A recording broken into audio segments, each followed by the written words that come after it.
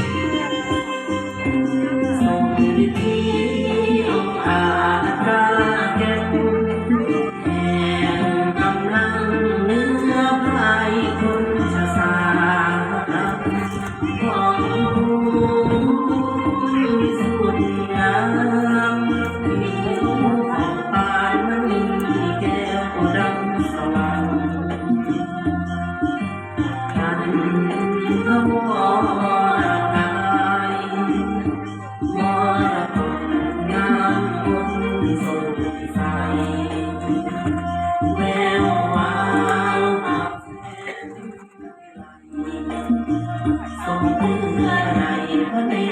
ตาจาริยาเป็นธรรมบุญญาณก่อนนาทรงแผ่พังพานเจ้าเสียงดังเลื่อมใสพระบารมีน้อมมาที่อัญชุลีเดินถวาย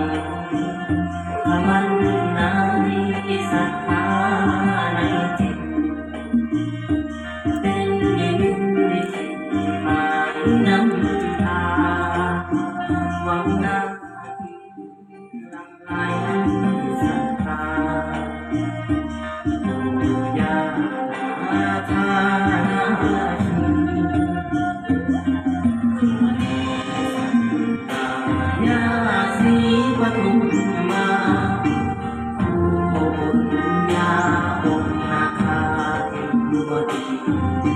สีโทนาโทนาใหญ่สมในบุญธรรมนำทางเจริญใสสองสองขา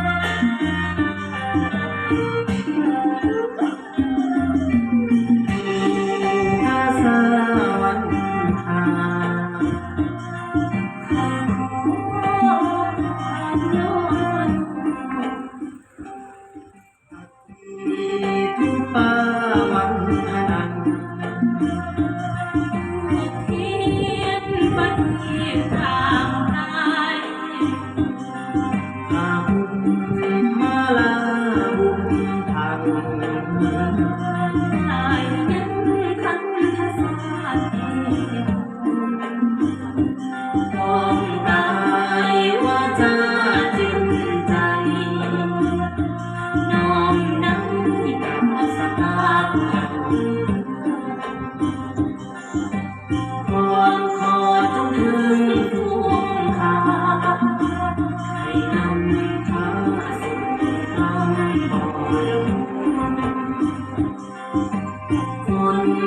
ทั้งมวลลง